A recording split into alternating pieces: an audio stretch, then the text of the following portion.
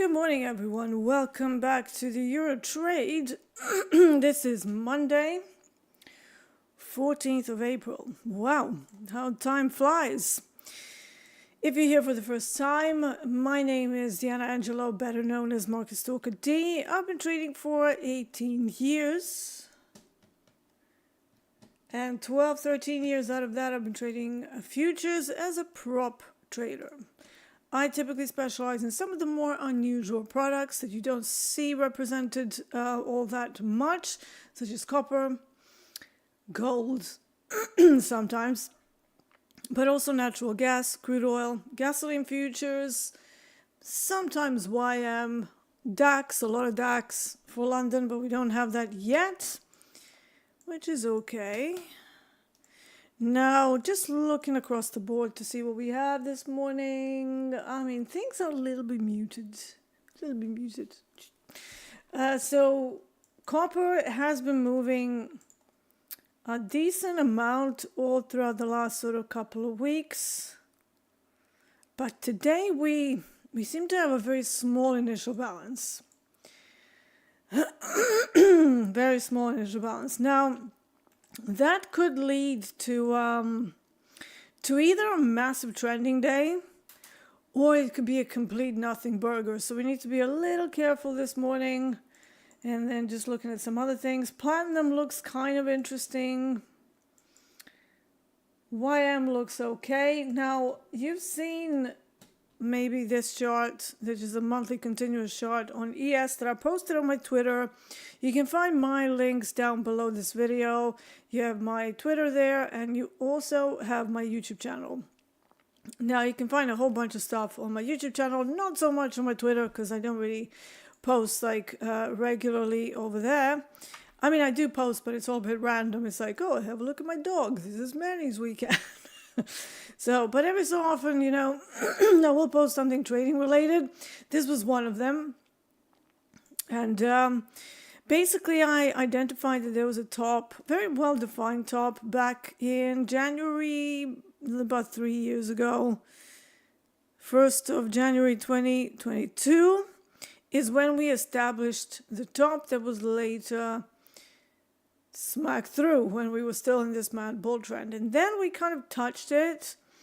And we're still holding this.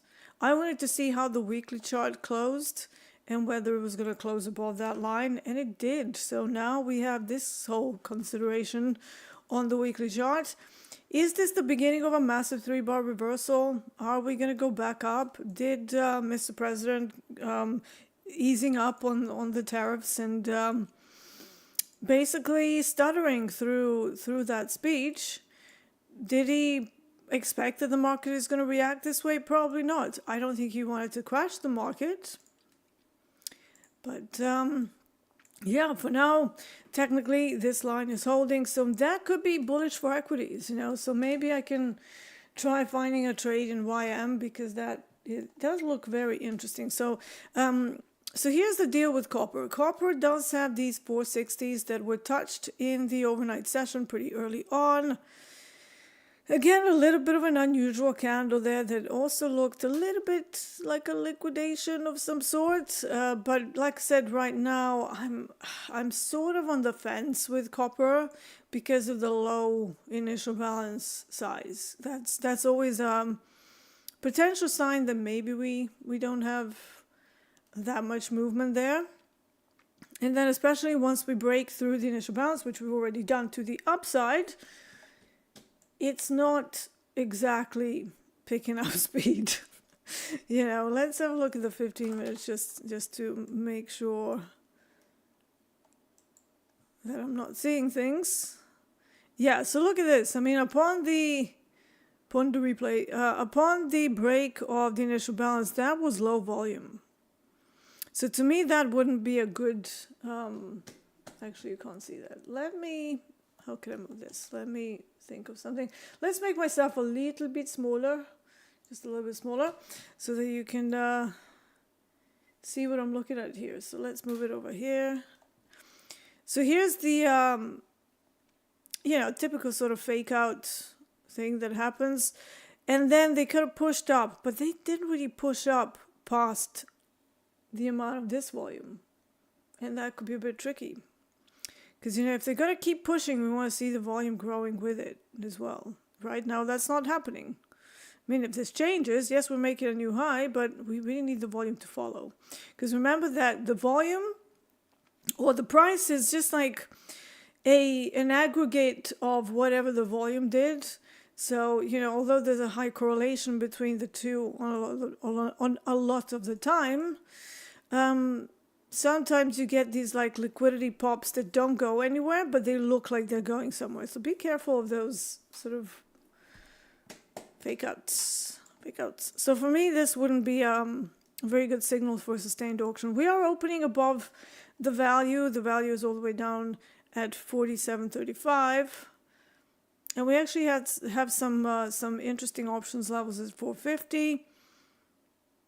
So yeah, I'm gonna sit and wait to see what they want to do with it. Let me have a look at YM for a second. Now let's have a look at micro YM.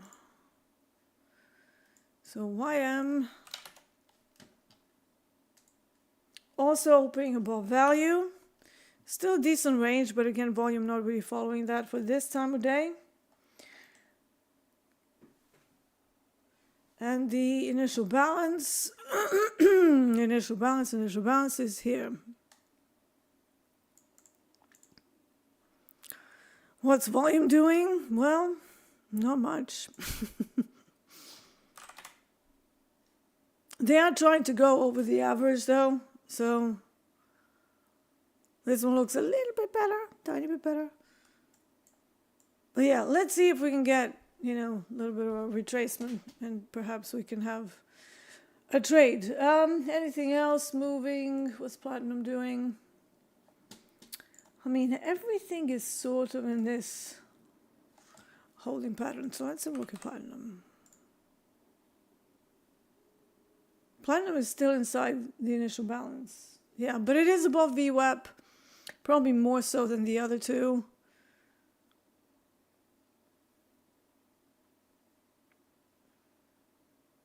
But it does have some options levels that might indicate a top soon. So, not too happy with that either. Okay, so let's go back to copper for now. I was on micro copper, wasn't I?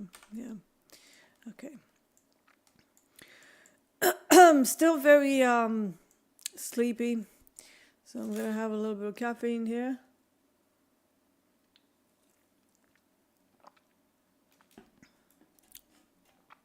Alchemist says GC collapse.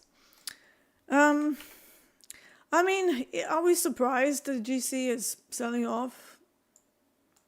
It's been on a crazy run, but at the same time, GC is almost on the other side of things. I also wouldn't call it a collapse. I mean, look at it on a 30-minute chart. I would say that it's still holding, and this is not clean. This is a mess. Look how much volume they're adding here. I don't like trading inside thick volume areas because that adds time. Like even if I want to buy it or short it, look at the composition of these candles. They're not clean. They are wick one side, wick the other side, stays inside the candle. Wick one side, wick the other side, stays inside the area. Wick one side, wick the... This is painful. This is painful. And the size of all of these, 126 ticks. 126 ticks per 30-minute average range for the candle. To me, those are not good market conditions. I'm sorry, but they're not. Because, unless you're very careful with your trade locations, and, I know that a lot of you want to be breakout traders. So what happens is that you think it's a breakout. You're not aware that this whole thing is happening in a very high volume area, which, again, will add a lot of time onto anything. Because there's going to be a lot of people who want to buy and sell it, right? You don't build volume with, like, smooth momentum moves. If you want smooth movement, all of this needs to start falling into a low volume area. And whenever I see thick volume areas, I'm thinking a range. more so than, oh, let's do a breakout. Maybe if we get higher or lower, then maybe there's a trade there. But as it stands right now, look at this mess. Look at this mess. Like, you look at platinum, this is not messy. You've left the high volume area, and now you're in the lower volume area. Much better, okay? Look at, even copper, right? Copper is a little bit trickier because it also has a little bit of a spike going on. But there's a bit of a gap here, right? There's a bit of a cave that maybe we can mark off. And that's exactly where one of the lows was. Let's have a look at YM. YM about to go into a lower volume area, at least from the overnight. That's probably going to change if I go like this. But no, it's still. So I've just gone all the way back to 10th of April. And the visible volume range is still telling me that this is a lower volume area. So if we're going to do, longs anywhere, this actually looks better. It looks better. So yeah. Shane wants to know, is that market profile based on the candles on the chart or bigger time frame? So this volume profile, this is not a market profile, it's a volume profile that doesn't have nearly as much resolution, and it is based just on the visible range. So whatever you have on here, that's what it's going to print. But since these are areas where we kind of traded through quite a long time ago, you can look at the composition of the volume profile kind of like you would diagnose a chart, in the same way as like looking at lower time frames, then looking at a higher time frame, looking at a larger time frame. And each of those is going to give you a slightly different outlook. But the best trades that I've ever done are the ones that match the large time frames. However, they show up as a very good star setup on a low time frame. So let's say you have an upward bias, and let's say you have a huge bounce from that level on ES. But then intraday we fall to VWAP, or the average daily range low, and then we turn around. Those are the ones that typically can handle giving you, or they have legs to give you like 160, 200 ticks, 300 ticks, 1,000 ticks, which is what we've seen recently. Insanity, but hey ho. So yeah, you have to match the large time frames to the low time frames for best outcome, because many of you are stuck looking at like 15-second chart, 30-second chart, 5-minute, 2-minute, 10-minute, 15-minute. And a lot of you can't see the forest for the trees, unfortunately, But when you start to zoom out and you turn into an eagle and you go, what is the bird's eye view? Roar, roar. And then you go, that's what they're doing. To illustrate it very, very nicely. Then you start to realize where you are in that entire chart location situation. Very important. And then on the intraday time frame, you look for a good trade location. Two different things, right? But match those two, and suddenly you will find that you are not getting involved in the noise, that you can find trades that can last longer, and then have more legs. They have more tickage inside them for picking off, right?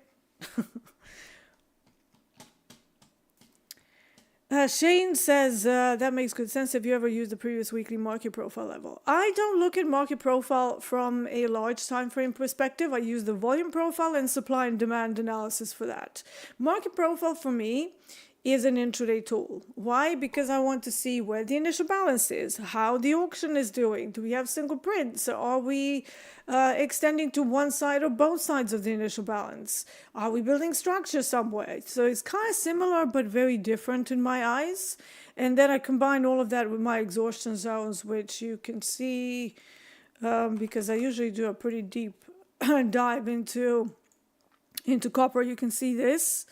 So basically, where are we in the relation to the previous day's value? Are we outside of it, inside of it? And if outside, how far outside of it? Because sometimes it's so far out that it's a reprice. It's not really a mean reversion. And I'm a mean reversion trader, so I know my mean reversion setups very well. But there are also times where we are just like basically going into a new world order, and therefore the retrace and mean reversions are no longer the right thing, right step to take. That's why you have to have, really anyone who's been trading for like 5, 6, 10 years, 20 years, you need to be a bit of a chameleon, right? There's a reason why I have a chameleon as my mascot across everything. We have the VIP team, Chameleonaires. If you go on my YouTube channel underneath this video, you will see Bob, the chameleon. That I actually had lizards when I was a little younger. Unfortunately, they are not. They were very old, right? My lizards were very old, and they're no longer with us. But I've been kind of toying with the idea to buy a chameleon. But the whole point of having, having flexibility in your approach is to be able to turn into a range-bound trader when needed, to turn into a breakout trader when necessary, and to turn into a momentum and reversion trader, also when the market calls for it. So, that to me is like proper situational awareness and situational fluency, rather than just going, oh, I'm a breakout trader. It's like, that's great, but you're not always going to get breakouts, so you're going to get fake outs. And then what do you do in those days? Lose money? Or do you try and get better with your weakness? And trust me, guys and girls, I was a terrible range trader. I mean, terrible. I considered myself a mean reversion trader for many years, right?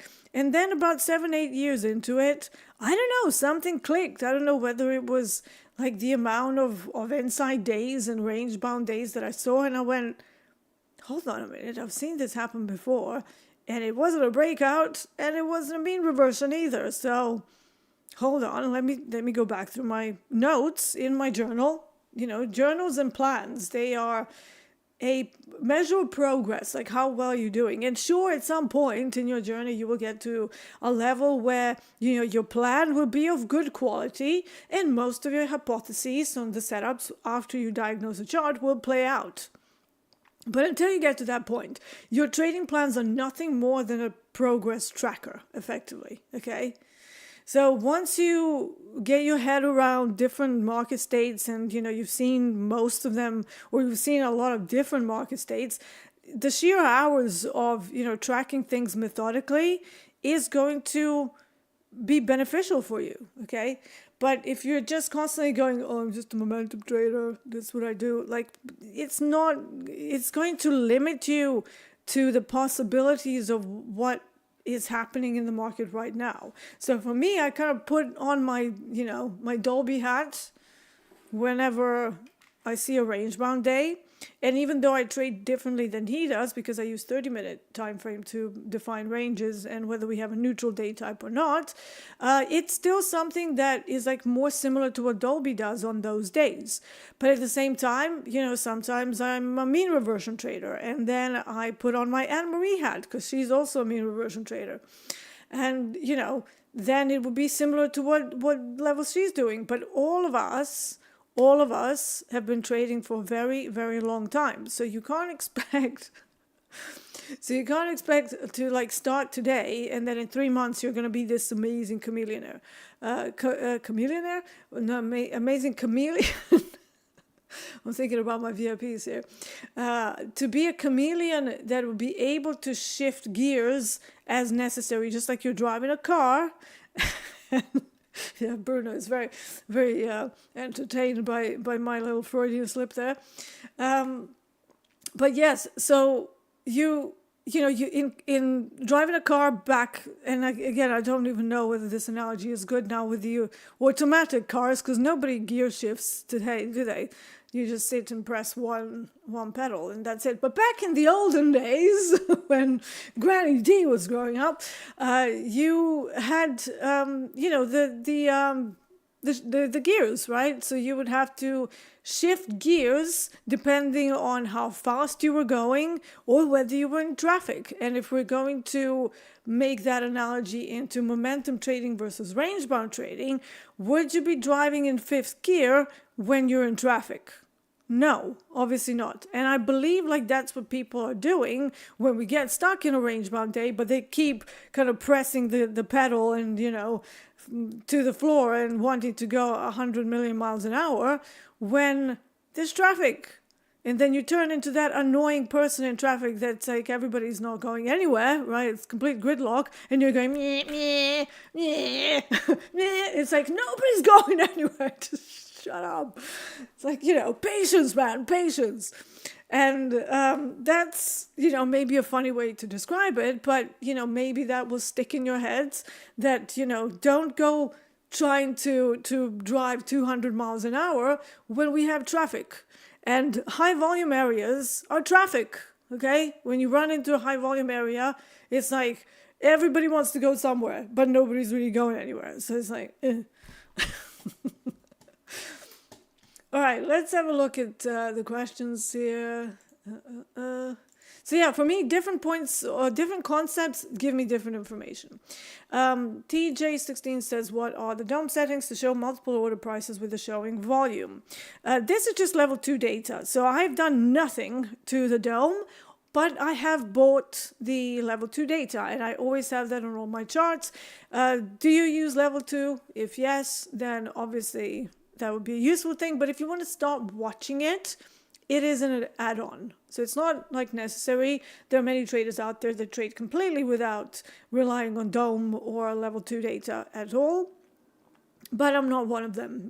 I feel that ever since I went into futures about 13 years ago, I learned a lot about the mechanics of the futures market and why certain orders are there. So I like to actually have another DOM over here with the full contract. And the full contract is where I make my decisions, right? So sometimes I like to look at this and go, what do we have here? And then I see a big order that is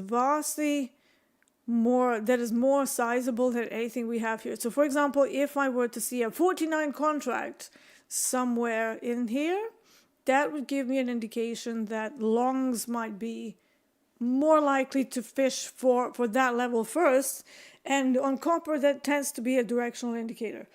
So, I pair that up with things like the initial balance extension, and then you have somebody who's like filling orders higher up. I combine those two pieces of information and they go, okay, so it's probably a long. It basically gives me more confidence. What is going on with my throat today? So it gives me more confidence in the direction of the trade that I'm already looking at. So I don't base my decisions solely on what I'm seeing there. However, let's say I'm looking at the short and the same thing is happening. I will think about 3 or 4 times if I'm going to enter a short there. Or I will wait until we smash through it, and then if we have some strong options levels, like let's say a call resistance or something, or the exhaustion level, average session range high, then I might wait until they shake out the big order and then give me more time before they kind of turn around. So yeah. However, copper is very directional, so a little bit of care when you're trying to run copper trades, because once they do this, right now I'm seeing this as, all right, we've gone up, right? We extended the initial bounce higher. So now any pullback for me would be an opportunity to get into a long. Volume has actually appeared. So, oops. So if we, let's see if you can see that. So if we look at the volume candles here, let's make them really big. This pop now is bigger than the one that caused the little reversal in this candle. Let's do 15-minute chart. Here we go. So you can see it better here. So this is what I was looking for. And then the next one was just nothing. And then this one is now above the 20 moving average on the volume. So this is a average volume line. It's not like a price line, it's a volume line. So once we start climbing above that and the whole thing starts to edge towards the, increase in volume, that sort of gives more weight to any breakout trade that you might see. If you don't see that, it's likely that that move is not going to last very long. So, yes. But yeah, level 2 is a paid for service. or additional thing. And they just pass on those fees. Like it's not Topstep, it's CME. How will you identify if it's a price correction or a mean reversion? I would say that those two are not necessarily mutually exclusive. Price correction, mean reversion, like what is a price correction really? It means that something went too far too quickly. Isn't that a mean reversion opportunity?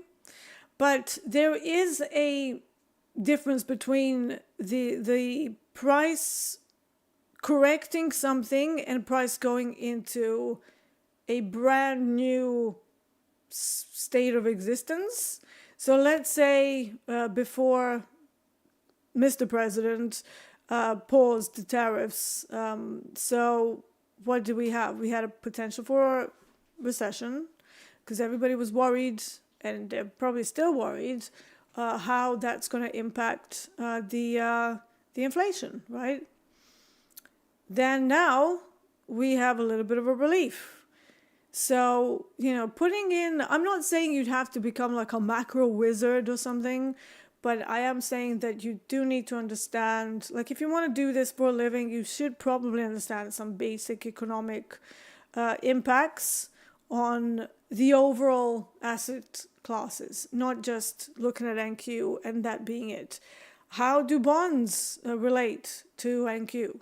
Usually they're inverted, but what is happening now?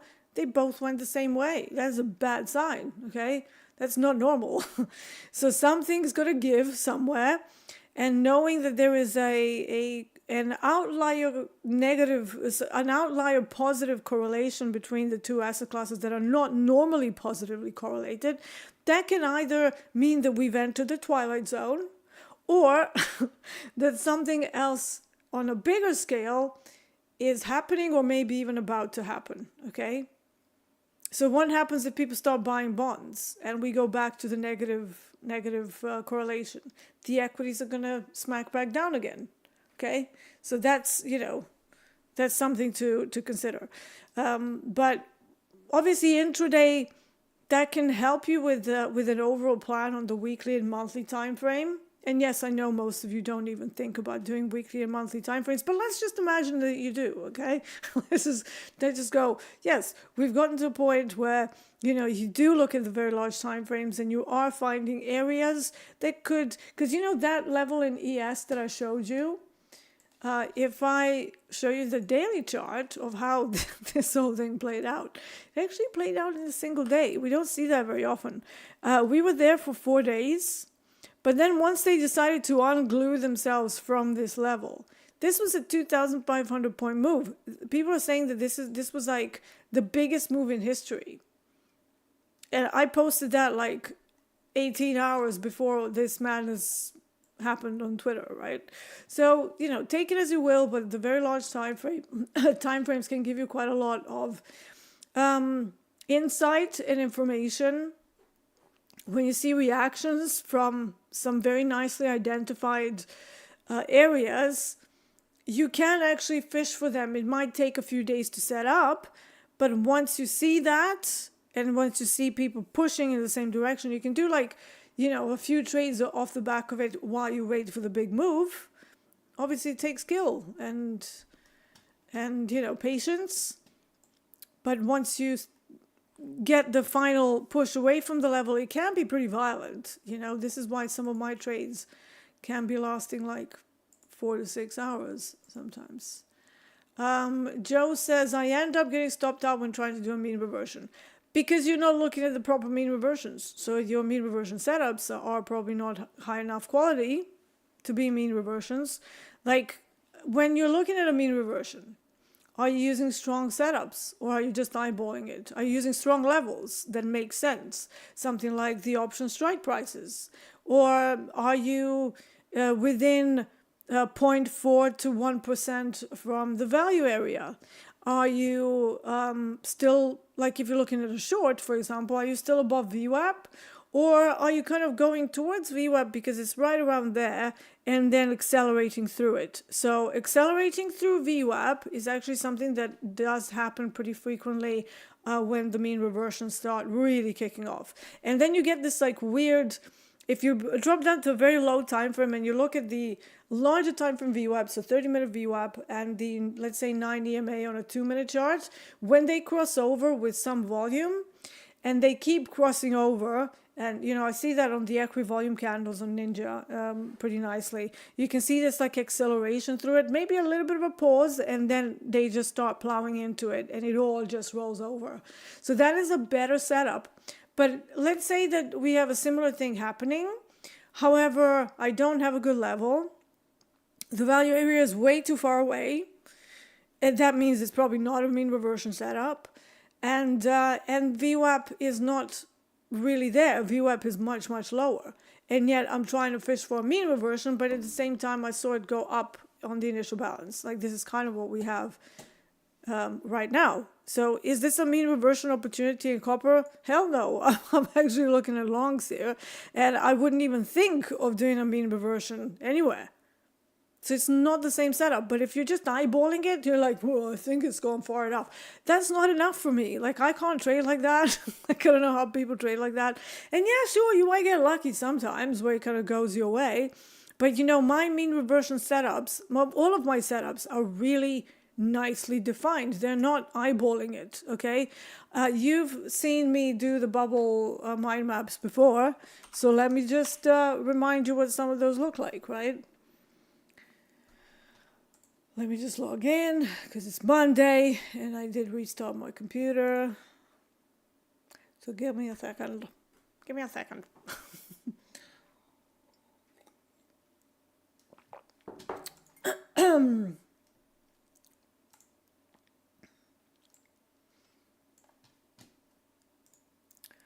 Which one should we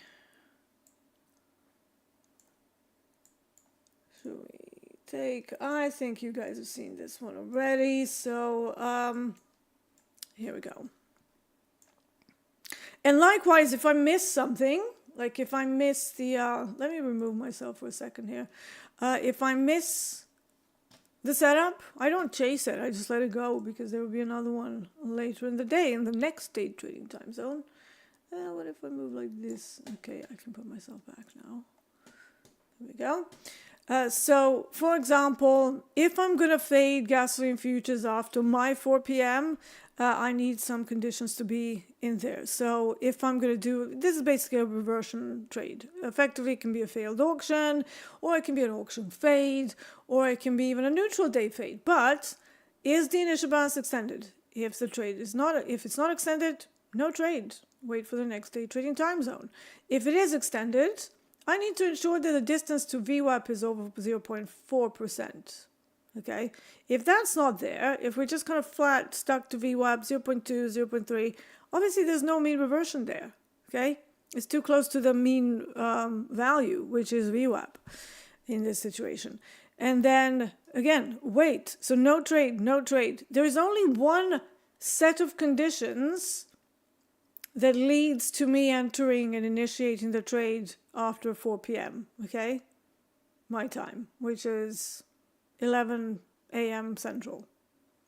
So, being very selective with what you're doing. You can't just go, I'm a mean reversion trader, and then you don't know what a mean reversion actually looks like. To me, that's not being a serious trader. Like, let's be real, right? You're just winging it. So do you want to wing it, or do you want to actually find out what the conditions in the setups that have worked for you before actually looked like? Okay, so how far was VWAP? Have some orientation points that are like, you always see the same orientation points on my chart. Always. It's never going to be, oh, one day is this, another day is this. Then I'm going to throw all of that out and start looking at pivot points, and just because I saw somebody on the internet using them, and then I see somebody else using something, and I'm like, well, I'm just going to throw out all my value areas and exhaustion zones. So we're not using that anymore. And I'm going to use adaptive moving averages, because, again, I saw somebody on the internet using them. That's a lot of variation in the approach. So for me, it's always options, value area distance, exhaustion zones, VWAP, and yes, time of day as well, but to me that's like implied, because I have an assumption based on the time of day of what should happen at that particular segment of the day. But my levels are always the same. Exhaustion zones, value areas, option strikes, VWAP, maybe, right? So it's like, it's always the same thing. It's never like, oh, today I'm using a pivot point. Tomorrow I'm going to be using extension of the pivot point, S1, R1. It's always the same reference points. So, take that as you will. How can I plot that volume profile? Marjorie wants to find out. It is an indicator, Marjorie. So you just go into indicators and you plop the volume profile visible range on it, and then this sort of shows up. And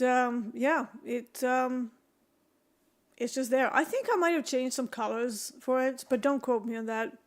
I might have, but maybe not. I know that I've changed the POC color, because that's this red line, because I'm not old, so, or I am old.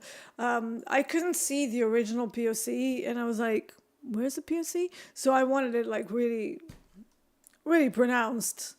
Like, hello, I'm point of control. Welcome.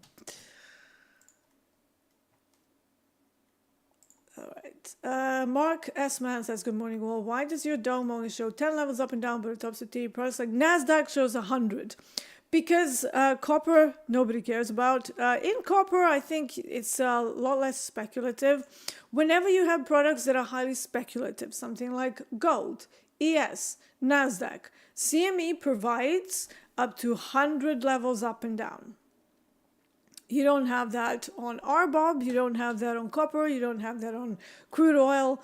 Well, maybe you do on crude oil, but let me just check that. But maybe not. Yeah, so crude oil, it's considered traded quite a lot, but I would probably disagree with that. However, it's the CME. It's not Topstep, it's just CME. So depending on the interests, so here we go. YM also only has 10 up and down.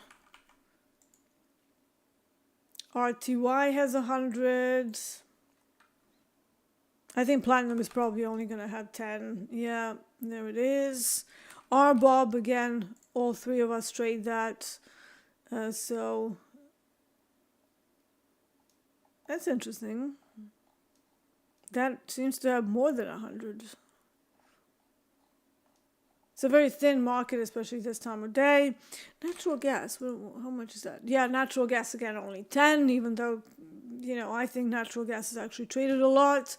But, it's just CME being CME and just providing loads of levels. Now, if you want to have more, obviously you're going to have to use some specialist tools because, for example, I have Bookmap, and Bookmap actually has previous heat maps, so that it kind of remembers where the orders were, and you can actually see the ones that are initiating and still there versus the ones that are no longer there and have been broken through, or they've disappeared. They pulled their orders and are no longer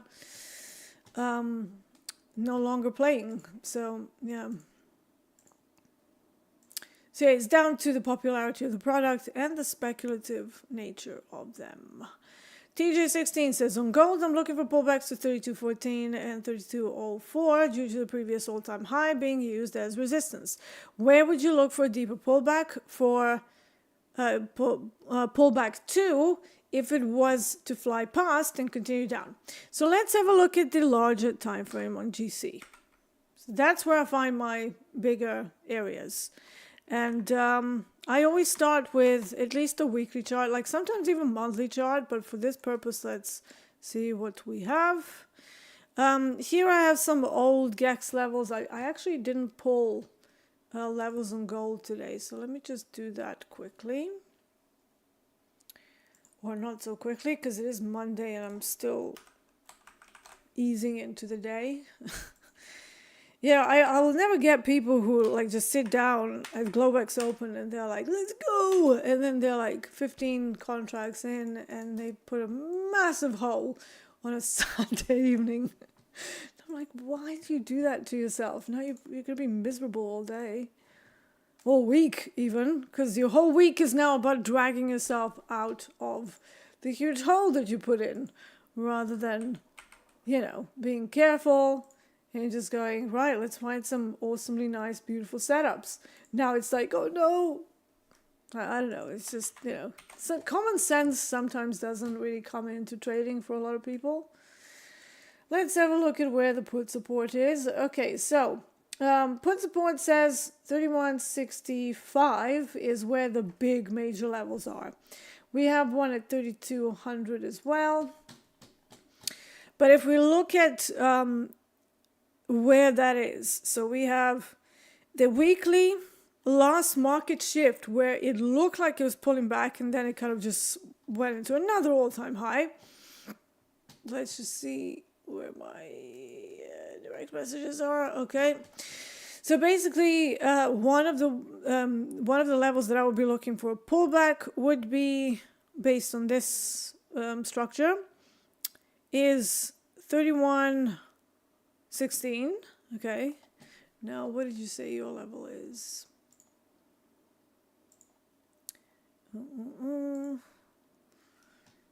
32. So you're looking at a very, very tiny pullback.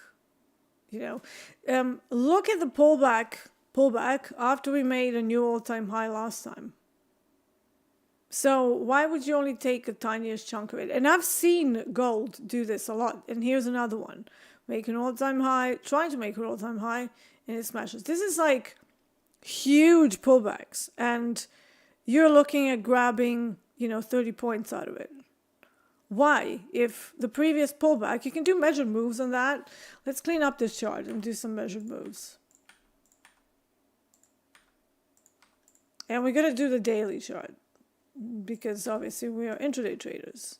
So we know that 31, let's say 18 is extra sort of 80 to 100 points that we have available. But let's also see how big these pullbacks are. Here's one. That's not a good tool for that. So maybe this one. Yeah. Okay. So here it is. So that's one pullback.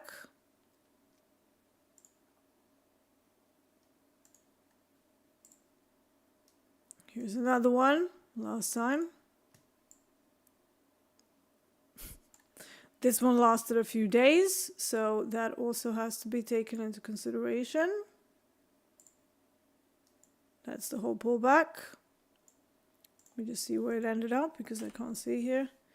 On my other platform, I do have chart on foreground, so the objects are not necessarily doing anything. And let's see, this was another higher high, so this was another pullback here. So on the first try, that was it. All right, so now let's get these away from this and see how big they are on average, right? And I would even measure the average of these, like, how many of them were there as a sample size, and then find an average. And that can become your reference for how much it can fall. All right, so let's see. We have, let's move this.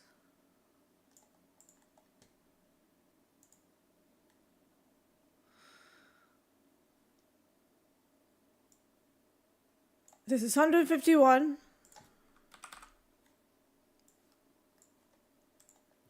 Then we have 263. Then we have 120 and 166. This is in points, obviously. And there are 4 of them. So on average, a measured move is 175 points for a pullback. That's like 1,750 ticks. Okay. So, let's see 175. How that relates to this weekly chart.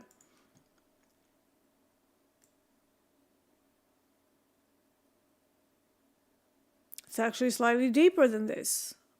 There it is. So really, projection here is closer to 3086. But, I would take the 3120 as well. So yeah, look at the larger time frames. It's going to give you a better thing. You will notice that the stuff that I do is a lot about the averages. I love my averages. Like I use them in so many different ways. And then now let's have a look at the daily chart. So where does that put us? And is it possible to get 175? So here we go, 100. Yeah. So when it's falling, it definitely falls 138.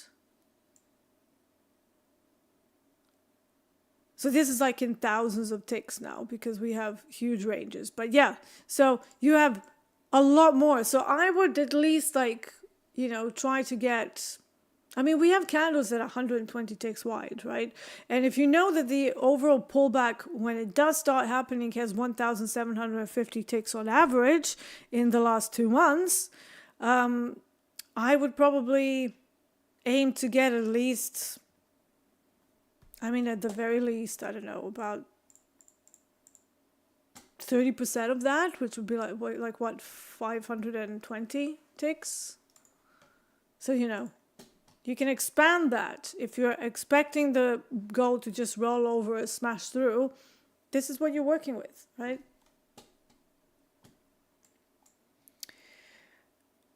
Pi says DYZ is so dead. ATR is almost nothing compared to... It's Monday!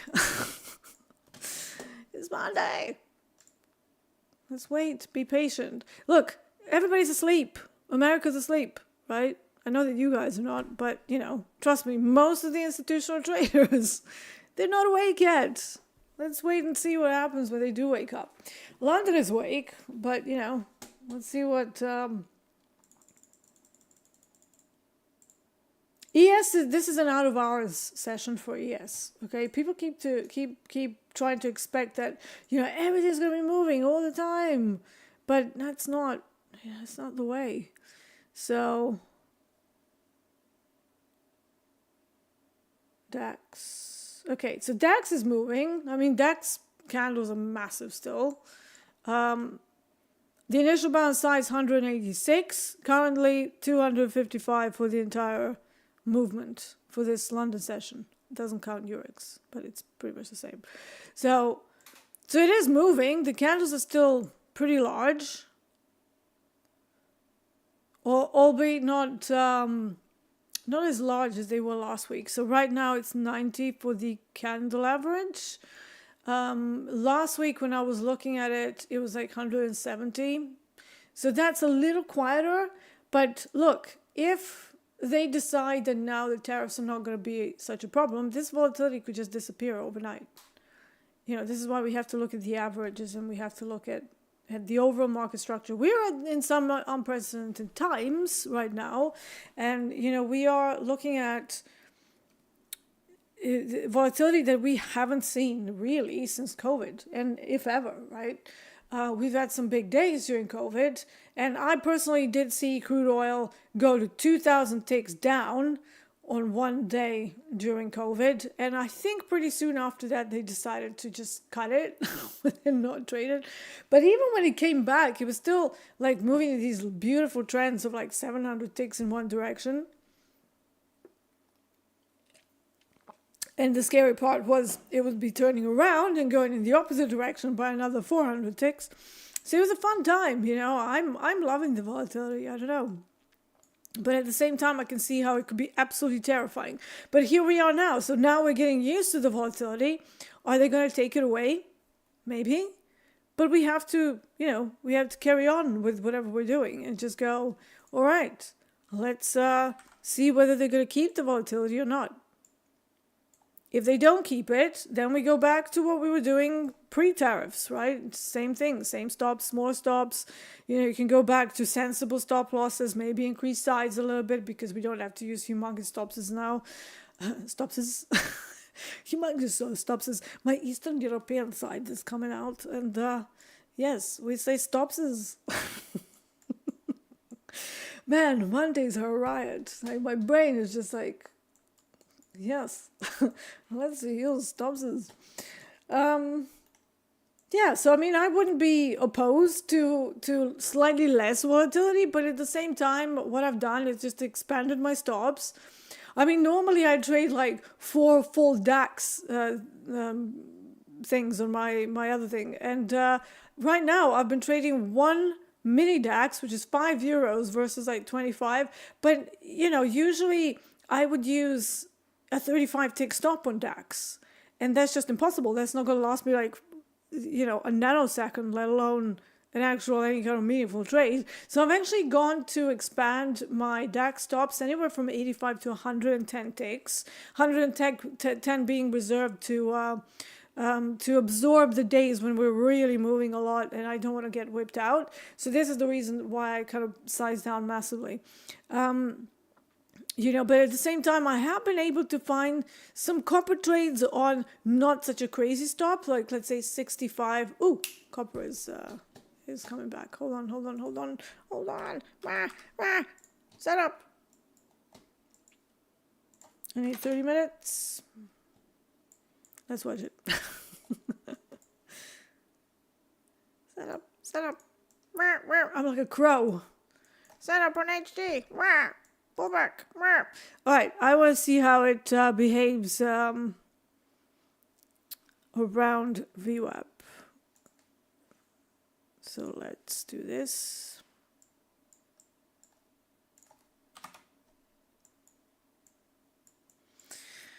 That's a little bit patchy. Let's go to the tick chart.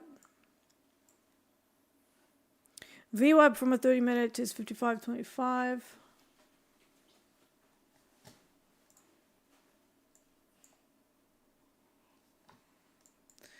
Right. And make sure I've actually blocked. Did I block HG? I think I blocked HG here, so I don't trade the full contract. And what sort of? Whoa, 216. Okay, and that has overshot it massively. See, every time we overshoot the ATR, that's actually a pretty decent opportunity to get in on a trade. Jayhawk says, D, is it a good idea to buy short squeeze or short long squeeze? You always go with the direction of the squeeze, so don't try and go against it. That usually doesn't work, especially if it's MOC. The most violent, usually short squeezes happen into the end of trading. Those are the ones that I like to be in on. So, equities are like not my main products, but if I'm going to trade them, that is when I will trade them. I will be honest, the YM and DAX can give setups throughout the day, and I've defaulted to trading a lot more YM recently on Topstep because we don't have DAX. Like, that's the only reason. Otherwise, I would. It kind of reminds me of DAX. It's a little crazy, but still very smooth. And for me, that's actually pretty good. Right, some sign of life here.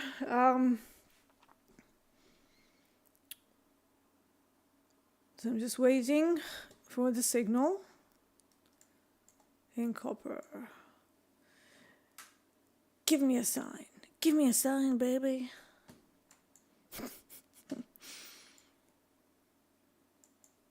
And it would help if I would be actually on copper here rather than... Just realized I'm casually sitting there on micro natural gas. Lovely. I like to use the full product on the mini contract, and then I use that signal to run a micro, because there's a little bit of a lag from whatever they do in main copper contract with the micro. Am I like totally crazy, or did this just like totally stop moving? Is it me? No. Okay, here we are. Some sign of life. Come on.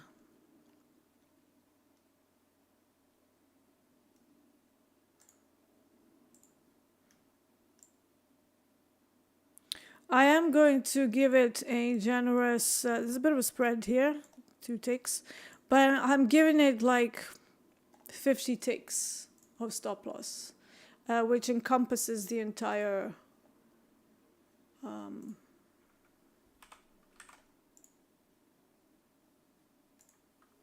initial balance and then some. So now we're going to see what we have.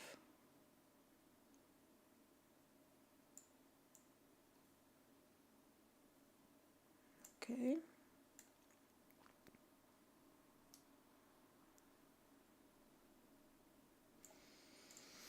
And then, because this was, so I'm going to just do it on this account as well. Okay. Because this was a pretty decisive extension of the initial balance to the upside. Statistically, when I see this on copper, this could be something that keeps going for the next 2 to 3 hours. So I am not going to put a target on.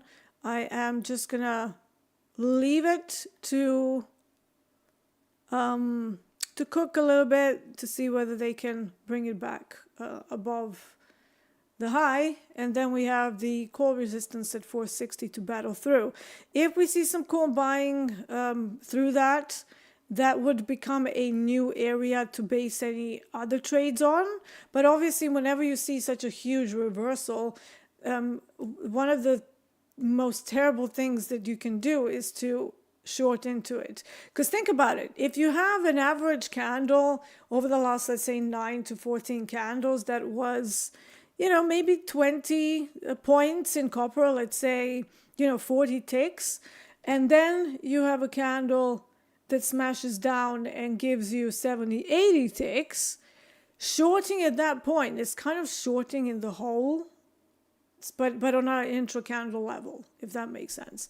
So I would look for like big pullbacks that don't break the structure that I'm already looking at, and then going into it just purely off the back of returning to my level of interest and now giving me effectively an outlier candle to up against the position that I want to run, giving me a better timing tool, if that makes sense. And obviously we have some initial balance high, which was literally touched by a tick. So now what I want to see is that we go over these ribbons. And I'm actually going to use a 2-minute chart. So 9 EMA ribbon. So for this to ring true, I really need to see the price actually picking up a little bit more speed. Even though speed in copper is like, it is fast, but it's also very, how would I put it? It's like it's fast, but it's not bonkers, right? So it's a smooth product. So when I say, oh, I want to see this go quickly, I don't mean like NQ or like, one, light second that it goes a million ticks. I want it to have like a smooth move back in the same direction. Does that make sense? Because that's how it moves, All right, so been there. Do I think NQ reverses to close the gap today? I don't know, man. I refuse to go into any day with a bias. I literally observe. I'm not a fortune teller. I'm not like, I think it's going to go this way. All I can tell you is that ES on a very large time frame has held the previous top with quite some strength. Does that mean that this is now an opportunity for a gap fill back down again before we go up? I don't know. You're going to have to ask me when we get to the actual New York session. This is out of hours.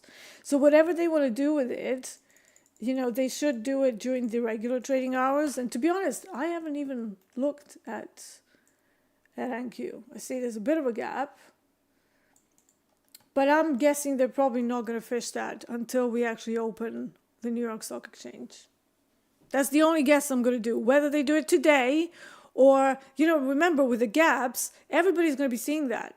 Everyone today, just, mark my words, everyone's going to be going, oh, gap fill, gap fill, gap fill. Like everybody's going to be looking at that. So it's not going to be, oh, nobody knows about this. It's only the institutional people. It's like visually an eyesore. So at some point this week, Maybe they go back to test it. Maybe they don't. But at some point, statistically speaking, those areas do get revisited. When it's going to happen, you effectively know as much as I do. So we see the same chart. JJFX says, what do you know about the anti-Kythera mechanism? I know nothing about it, man. I don't know everything. And I will be very honest, I've never heard about that. So I cannot comment. I'm not some PhD quant. I just want to put that out there. I do work on mechanical trading systems, but my talent is in having photographic memory and a slightly unusual brain processing that allows me to look at things objectively. But, you know, I don't have, like, I was a musician before this, man. I was like, you know, gigs, clubs, nightlife. And then I went into trading when I was 27, which was back in 2007. Senos says, how do you get into the VIP program? Is it winning the quiz? No, it's not. So winning the quiz might gain you an entry, but they will be having a sign-up form that they run through the whole broadcast, main broadcast. So they will be going, now for the next 25 minutes, the form is up for the VIP, and the more entries you put in, so if you fill out all of those entries, you have a higher chance of winning. That's how they did it last time. I don't know whether it's going to be the same process now, because we're kind of trying to make this a little bit better, and maybe from the side of having greater control over our VIPs. But for the most part, it's basically just a form. So you have to watch the main broadcast.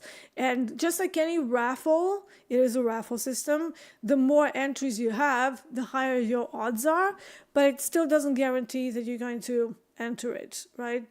And I think last time they had just a random assignment to any coach. And what we found is that, you know, some people are, let's say I have a lot of scalpers in my group. Well, you know, I would probably rather give them to Coach Hoop, who is a scalper by nature. They're not that suitable for me. You know, I can teach them for sure, but I can't, you know, I would be itching to get them away from scalping and into some more, you know, positions that are lasting maybe 30 minutes to 45 minutes. Whenever somebody is scalping like 190 trades per day, I always get a, you know, a what you call it when you get like a rash out of anxiety. Hives, yeah. So I see somebody doing 190 trades and I ask them, how long have you been trading? And they say 8 months. I immediately get covered in hives for them, for the anxiety that they must be feeling.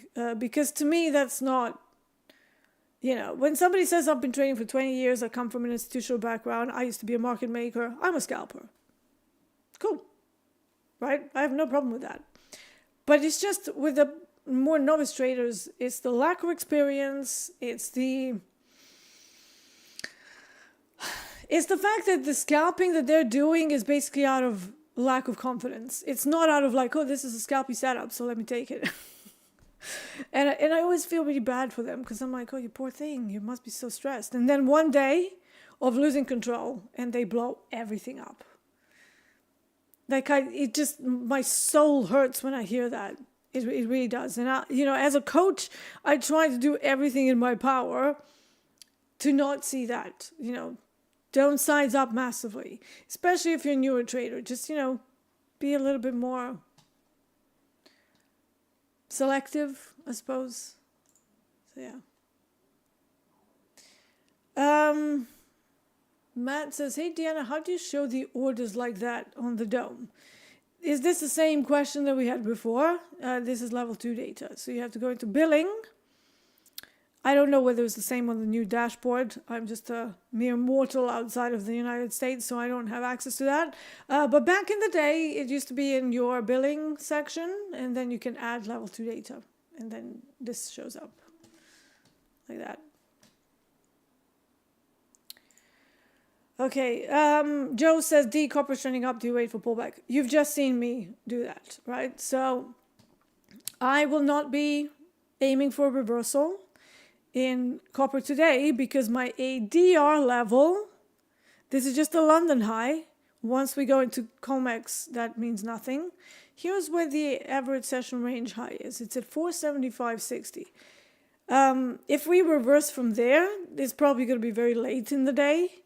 But with the reduction in volatility, if there's any reduction in volatility today, we may not even get there. So copper is not the product to fish for reversals on most days. When it decides the London trade, like when it decides to smash through one-sided extension of the initial balance, on a lot of the days, not all of them, obviously, sometimes they're more range bound, but on a lot of the days, that is your direction for the day. If you then try to go against it, you will probably only get a little bit of a scalpy scalp where you get 1R. So you get 1 hour multiples. Back in the day before the volatility, I was using a 35 tick stop.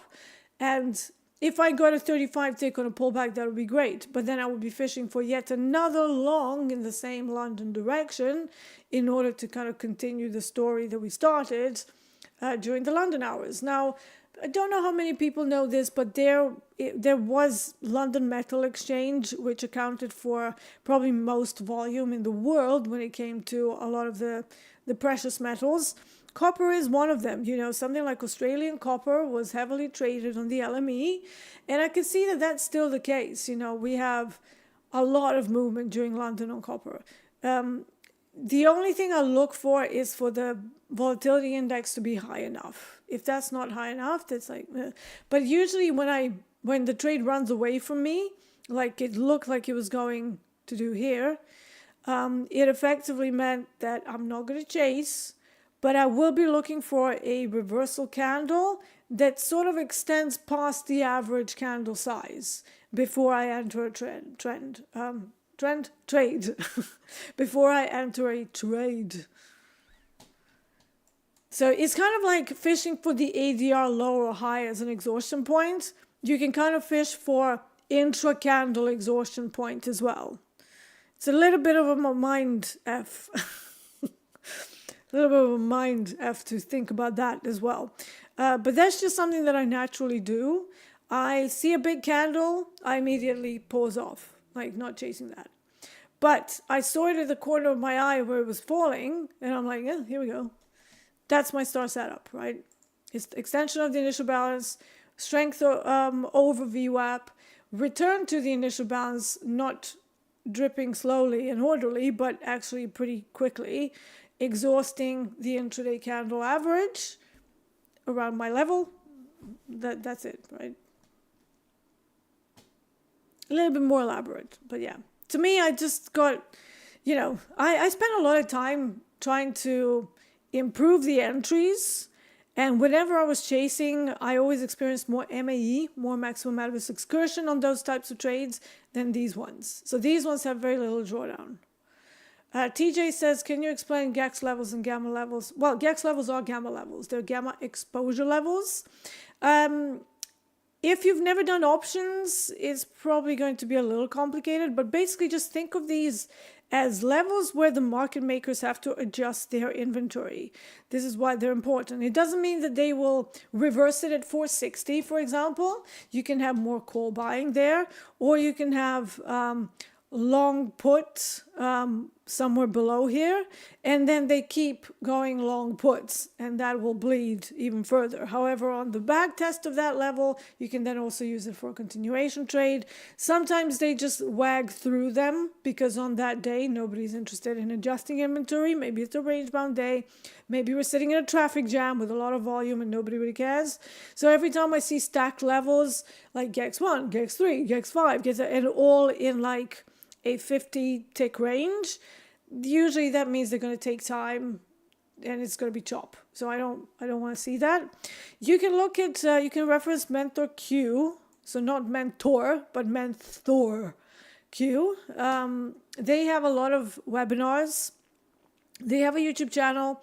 It is a service that Anne-Marie uses. I use it. I think Jay started using it. Like a whole bunch of us want to look at the options levels, but we don't want to stare at the matrix, which we could do, but I just don't want to anymore because we have Mentor Q now. So, I go to Fabio, who runs Mentor Q, and me and Anne-Marie actually did a webinar for them not that long ago. I think it was like a couple of months back. And yeah, it was pretty fun. But yeah, if you don't have some other levels and if you're still starting out, I don't know how long you've been trading, TJ, staring at the options levels and trying to incorporate that might be a little bit too soon, but do let me know how long have you been trading. And if it's like over 5 years and you already have something that partially works, so you're like, scratch trader, that's fine. John Thuo says, as a professional trader, how many trades on average do scalpers take? I mean, listen, we have crazy scalpers who are trying to be market makers. When people were market makers, this sort of volatility was not really how it worked. Okay, so you would have plenty of opportunities to take one tick here, one tick there, one tick there, and that meant that you could fill the 1,000 volume that you were assigned without too much issue, if that makes sense. Now, in light of what NASDAQ is doing, like a lot of people are, they want to be scalpers in NASDAQ, but I think that most people, I'm quite honestly, I'm just looking at some people trading and I'm just like, you're not a scalper, you just lack confidence in your trades. They take like 3 ticks and then it goes for 300. And they're like, I took 3 points on, like, it moved 1 million ticks from your position. Why didn't you just stay? Because the market gave it to you on a silver platter. Take me. Take me. Jonathan Smith says, I know Dee has a crystal ball on her desk. She just won't tell you. You're absolutely right, Jonathan. I don't even know what it's called. Ouija board? Is that? It's just there in the corner. You can't see it from this angle, but it is there. Yeah. I also burn sage all the time to keep. I can't even keep my straight face. Yes. How did you guess? I am a witch. Dee is a witch. Yeah.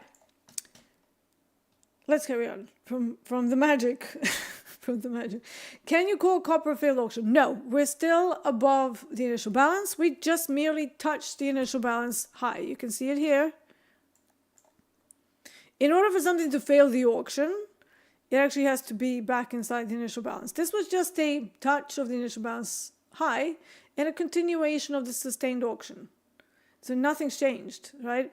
Furthermore, for the failed auction, you need to have something that's more than 39 ticks wide. Because if you look at the failed auction as a setup that is expected to rotate to the other side for your target, you need to have enough of a risk reward for that to happen. And if we have these massive candles and we have to use 50 to 65 ticks for a stop loss, is a 39 tick initial balance enough for a full rotation and a failure? So not only does it have to fail, but it also has to rotate. So once that's happened, if it happens, what are you left with for a profit margin? Maybe 20 ticks? So that's a negative risk reward. To me, that's not worth taking, okay? Don't know about other people, but to me, that's like, don't care.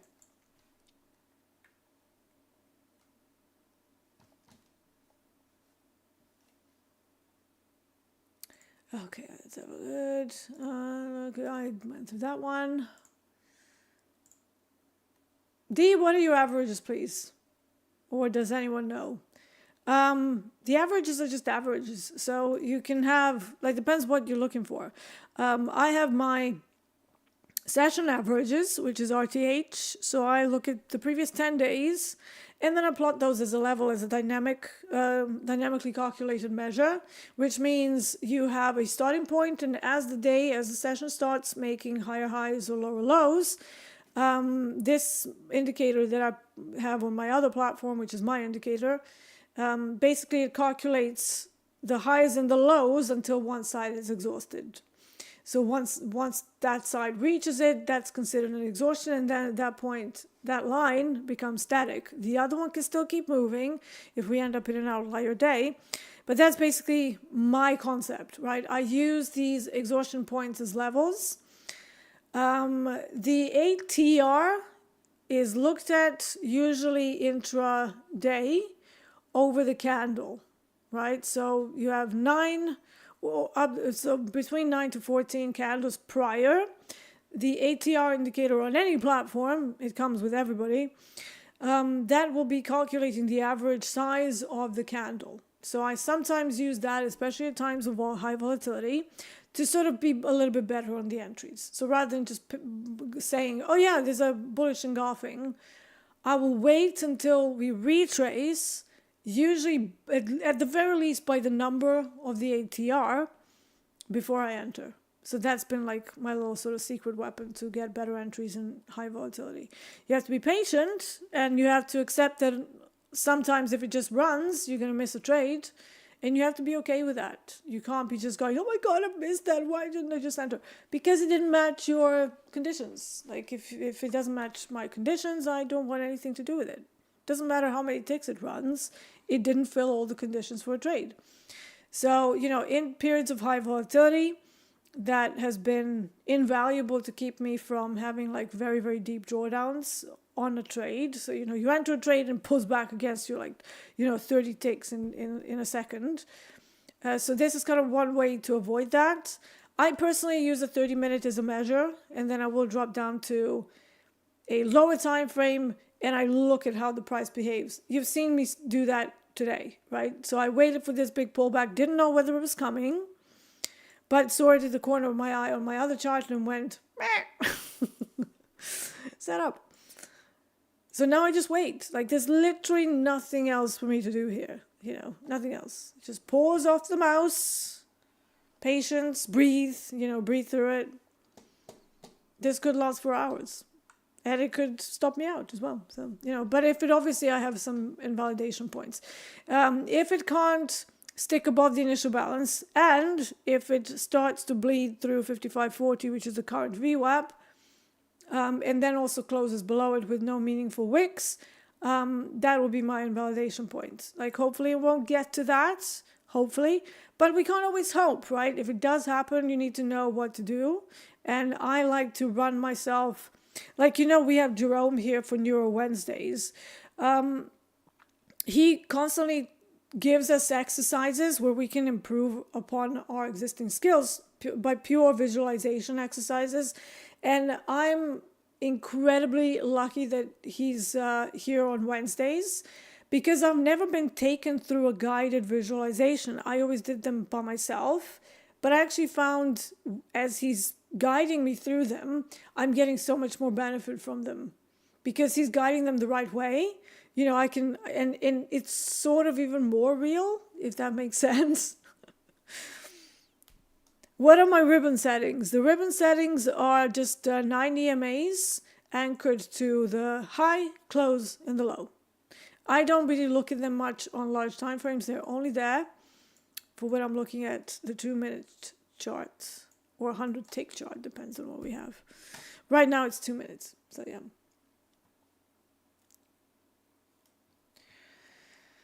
So John Turo, going back to your question, how many trades on average does scalpers take? There's no average. Everybody's different. This is the beauty of trading, that everybody can trade however they want to trade. You have scalpers who take 100 trades, you have scalpers who take 3. So there's no average. And how many pairs? What are pairs? It's not Forex, mate. This is futures. There's no pairs. Usually scalpers will be market making, typically in one market. They don't hop, remember back in the day when we had something called the open outcry pits? Okay? So if you were an ES trader, in order for you to trade in, let's say, a lean hogs pit, you actually had to walk to another room, to another pit. So not not so easy, you know. Or if you wanted to do the Dow, you know, you had the Dow pit, you had the ES pit. So if you saw a setup and there was no things like that, there was no like, oh, I see a setup. There were no charts. There was just like a quote board and a whole bunch of people yelling and screaming at each other, okay? But if you thought that maybe there's an opportunity for some reason, you believe there's an opportunity in the Dow, you actually physically had to get your ass over to the other pit and then do the yelling and screaming and, you know, pointing and everything in the other pit, right? It wasn't so easy. So how many pairs? That is a relatively new concept where now we have everything in front of our eyes. It never used to be that way. So I would say until you're very consistent, just focus on one market. I know that you see people like myself, Coach Jay, Coach Paul, Coach Hoop. He looks at a wide variety of markets and sectors. He actually talked about it not too long ago. We are people who have a systematized method, okay? We all trade differently, but we know what we're looking for. If you are diagnosing a chart, I know what my setup looks like regardless of what the instrument is, right? And yes, there are behavioral quirks. You know, for example, copper more directional than crude oil, so we have to take that into account. Or, you know, ES and equities in general having a more upward bias than some of the other products. So there are behavioral quirks that we're already aware of, but that doesn't have to mean that the setup won't work. As long as you kind of tweak it a little bit, maybe don't go for the crazy, you know, long, short, like you would trade something like NQ, for example. But just, you know that it has an upward bias, and then maybe don't take the pullbacks. Be a little more one directional. That's what I would say, unless it's a range bound day, you know. GEX levels for gold. I can give those to you. Okay, so GEX levels for gold. I have to keep tracking this particular trade, but let me put them on this right-hand chart because there's nothing for me to do on copper at the moment. Let's plot gold levels.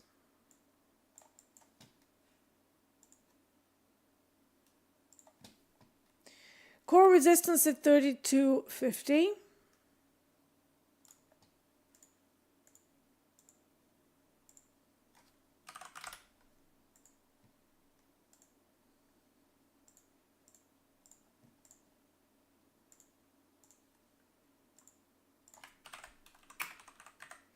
So we've already tested that and we're having trouble going higher. We also have another gamma wall up at 32.65, and then a whole bunch of, or not a whole bunch, but a couple of GEX levels above that, so that might be chop time at GEX 4 and GEX 2, all literally from 265, 270, 265, 270, and 275. So that's the next area. What does that look like on the chart? Maybe we can make this red. We can make this red as well because it's a potential resistance, but again, more call buying. So that's also 0 DT call resistance. And a gamma wall. Gamma wall. And then, like I said, you have GX4 at 270. Let's make that white.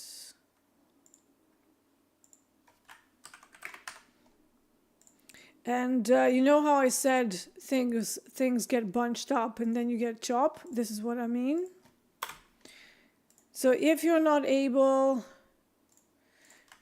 to get on a trade that's going to effectively use this hole from core resistance to this other core resistance 0 DTE, once you hit this area, you can expect more chop, or at the very least for this to add time onto the trade. To the downside, we have a similar situation. We have GEX3 at 335, 32.25 and 32.20. Nothing before then. GEX3 is a reasonably strong area as well, so again, expect some slowdown. Obviously, the closer that we get to COMEX, the more dangerous it is to hold through, especially the first 15 to 20 minutes, because they're so crazy. And you can find yourself in a situation where maybe we're close to these levels and then they just start bleeding through them and ignore them completely. That means that the market makers have adjusted their inventory to the downside, and these levels might be relevant as a backtest, so you come at them again from below, but they won't be as relevant as they were the first time around. So the first test during the RTH of all of these levels is the most relevant one, okay? Whatever happens after that, the more times price runs through them, just like any level, the less relevant they are, okay? So those are some of your levels there. And then you have 3205 as an HVL. So again, high volume level. If they run through that, I don't know, today, again, we have a whole bunch of levels down there. We have GEX1 at 3200. We have projected one-day minimum at 3196. We have GEX10. So once we get to 3200s, everything becomes a little bit tricky, because even though there's an HVL there, I would be very careful, because it's literally in a bunched up area of whole other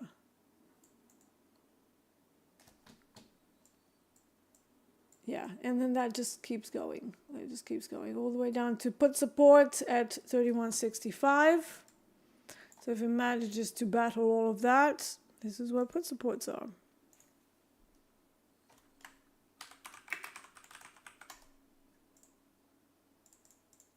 And these options levels are almost never going to be at like random numbers. It's always going to be like round-ish numbers.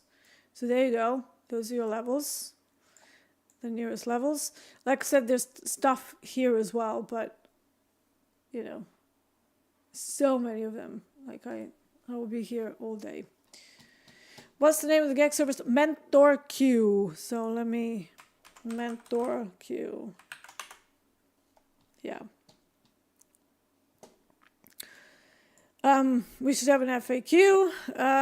I'm Raiku, says what does GEX mean? Gamma exposure levels are levels where the market makers are more likely to get involved. Okay. They have to adjust their inventory, and they have to trade, right? They're not like, oh, I don't have a setup. There's no setup. They're market making, okay? TJ says 18 months or not long at all. I'm on an XFA at the moment. Yeah, so I would say just try to work on the consistency, TJ.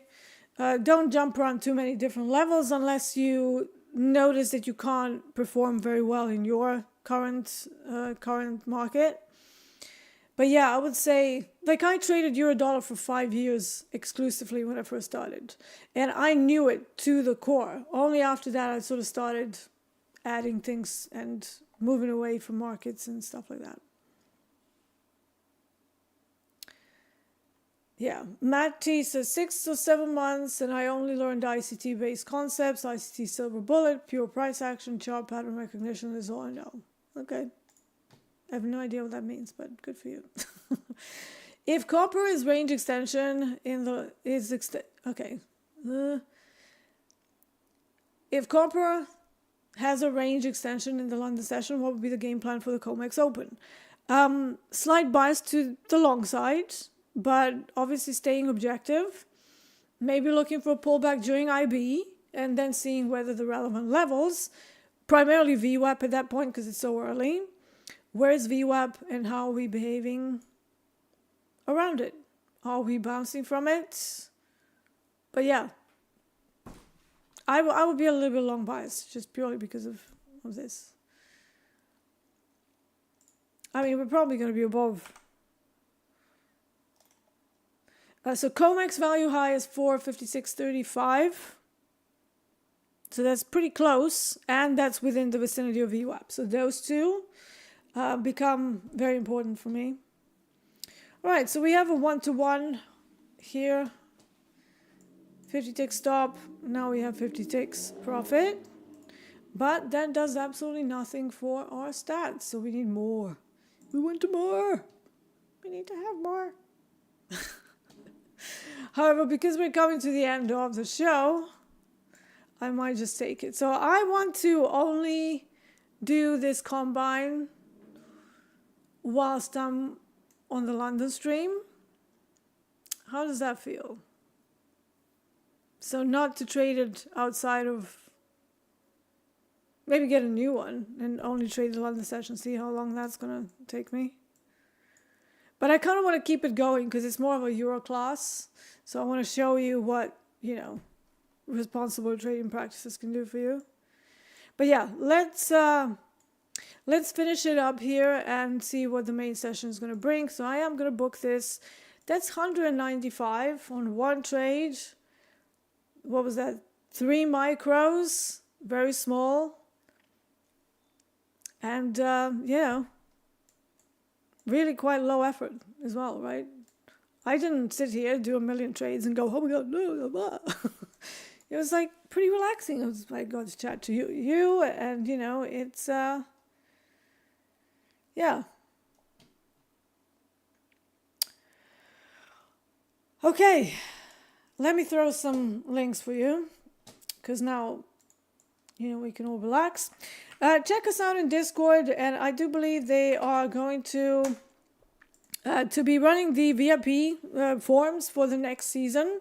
I probably will be here for the next season, or at least I'm hoping I will, because I'm looking forward to how we can improve the VIP experience as well. We have some pretty good data from the previous 2 seasons, and we're all kind of getting a better idea of what we should be working on. Obviously, for me, it was a bit of a different setting because it's a group coaching setting, but I have a pretty decent idea of what I want to do with my group next time. Now, if you want to come and hang with us, here is the casting call form. I know, very scary. However, we want to meet you, whether you are on the big board, whether you're still jabbing away at the combine. Fill out the form and come hang with us. Come share your story, share your struggles. People really enjoy that as well. And yeah, so let's get to know you. Let's slow down. This is nearly halfway, well, actually it is halfway into the April month, and we don't want to mess things up if you already have profits for the week or for the month. So yeah, slow down, size down.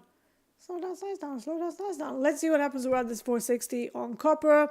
I will see you again tomorrow. Until then, trade well and have a good rest of your day. Take care.